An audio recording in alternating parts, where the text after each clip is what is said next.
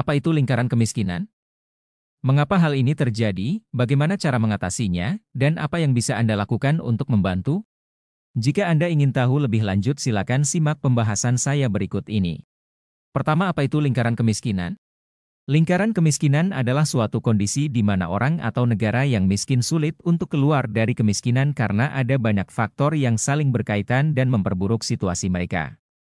Lingkaran kemiskinan bisa dilihat dari 3 perspektif, yaitu permintaan, penawaran, dan sumber daya. Dari sisi permintaan, lingkaran kemiskinan terjadi karena orang atau negara yang miskin memiliki pendapatan yang rendah, sehingga permintaan barang dan jasa juga rendah.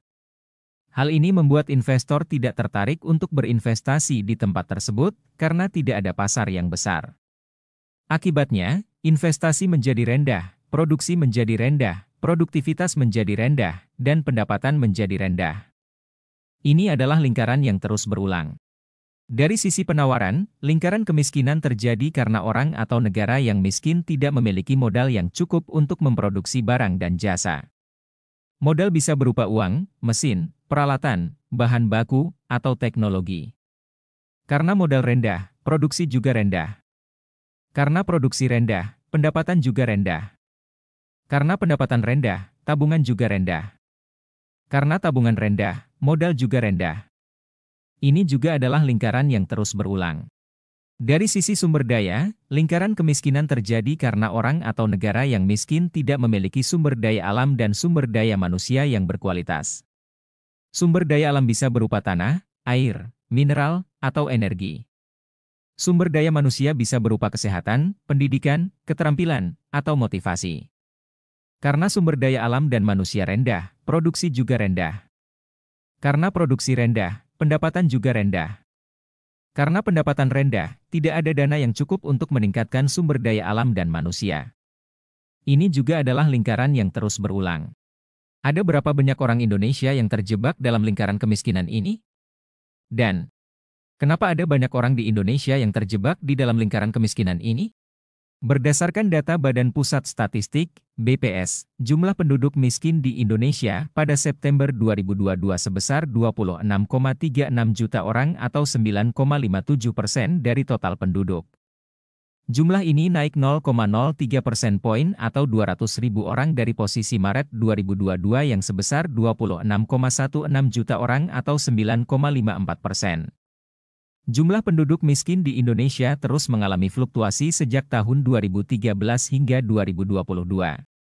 Ada banyak orang di Indonesia yang terjebak dalam lingkaran kemiskinan karena ada berbagai faktor yang saling berkaitan dan memperburuk situasi mereka. Beberapa faktor penyebab kemiskinan di Indonesia antara lain. Pertama, pendidikan yang rendah, yang menyebabkan rendahnya keterampilan dan produktivitas masyarakat, serta sulitnya mendapatkan pekerjaan yang layak dan berpenghasilan tinggi. Kedua, pola pikir masyarakat, yang menyebabkan kurangnya motivasi, inovasi, dan kreativitas masyarakat, serta adanya sikap fatalis, pasif, dan bergantung pada orang lain. Ketiga, laju pertumbuhan penduduk yang tinggi, yang menyebabkan persaingan sumber daya dan lapangan kerja semakin ketat, serta kualitas pelayanan publik semakin menurun. Keempat, terjadi bencana alam, yang menyebabkan kerusakan infrastruktur, lingkungan, dan sumber daya alam, serta menghambat aktivitas ekonomi dan sosial masyarakat. Kelima, perubahan rata-rata upah buruh, nilai tukar petani, dan harga komoditas pokok, yang menyebabkan fluktuasi pendapatan dan pengeluaran masyarakat, serta ketidakstabilan ekonomi makro. Keenam, rendahnya angka inflasi, yang menyebabkan menurunnya daya saing produk domestik di pasar internasional, serta menurunnya investasi dan pertumbuhan ekonomi. Ketujuh, kurangnya sumber daya keuangan, kesehatan, dan perumahan, yang menyebabkan rendahnya kesejahteraan dan kualitas hidup masyarakat, serta tingginya risiko penyakit dan kematian. Kedelapan, masyarakat pengangguran meningkat, yang menyebabkan pendapatan dan daya beli masyarakat menurun, serta ketergantungan pada bantuan sosial meningkat. Bagaimana asal-muasal lingkaran kemiskinan ini bisa dialami di negara kita? Asal-muasal kemiskinan di negara kita ini bisa ditelusuri dari sejarah, perkembangan politik dan ekonomi negara ini. Berikut adalah beberapa faktor yang berpengaruh. Pertama, institusi politik ekonomi ekstraktif. Indonesia memiliki sistem politik ekonomi yang cenderung ekstraktif, yaitu sistem yang hanya memberikan ruang dan kesempatan kepada sebagian kecil orang-orang yang berada dalam lingkaran kekuasaan untuk menikmati akses politik dan ekonomi. Hal ini menyebabkan terjadinya korupsi, ransaking, dan patronase yang merugikan kepentingan publik. Selain itu, sistem ini juga menghambat inovasi, kreativitas, dan partisipasi masyarakat dalam pembangunan. Kedua, krisis ekonomi 1998. Indonesia mengalami krisis ekonomi yang parah pada tahun 1998 akibat ketergantungan pada utang luar negeri, korupsi, nepotisme, dan kolusi. Krisis ini menyebabkan nilai tukar rupiah anjlok, inflasi melonjak, dan pertumbuhan ekonomi menurun. Akibatnya, banyak perusahaan bangkrut, pengangguran meningkat, dan kemiskinan meluas. Ketiga, penjajahan kolonial. Indonesia pernah dijajah oleh Belanda dan Jepang selama lebih dari 300 tahun. Selama masa penjajahan, sumber daya alam dan manusia Indonesia dieksploitasi untuk kepentingan penjajah. Hal ini menyebabkan terjadinya ketimpangan sosial, ekonomi, dan politik antara penguasa dan rakyat. Selain itu, penjajahan juga menghambat perkembangan pendidikan, kesehatan, dan infrastruktur di Indonesia. Tips untuk keluar dari lingkaran kemiskinan di Indonesia bisa berbeda-beda tergantung pada situasi dan kondisi masing-masing individu atau keluarga. Namun, secara umum, ada beberapa tips yang bisa dicoba, antara lain. Pertama, meningkatkan pendidikan dan keterampilan. Meningkatkan pendidikan dan keterampilan adalah cara untuk meningkatkan kapasitas diri dan memperluas peluang kerja. Meningkatkan pendidikan bisa dilakukan dengan melanjutkan sekolah formal, mengikuti kursus online, atau membaca buku-buku bermanfaat. Meningkatkan keterampilan bisa dilakukan dengan belajar hal-hal baru yang sesuai dengan minat dan bakat, seperti bahasa asing, komputer, atau seni. Kedua, berpikir positif dan optimis. Berpikir positif dan optimis adalah cara untuk meningkatkan motivasi dan semangat dalam menghadapi tantangan hidup.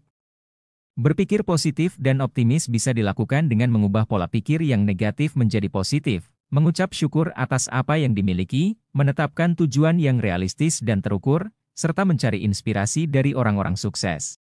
Ketiga, membuka usaha sendiri atau berwirausaha. Membuka usaha sendiri atau berwirausaha adalah cara untuk menciptakan lapangan kerja bagi diri sendiri dan orang lain, serta meningkatkan pendapatan dan kemandirian.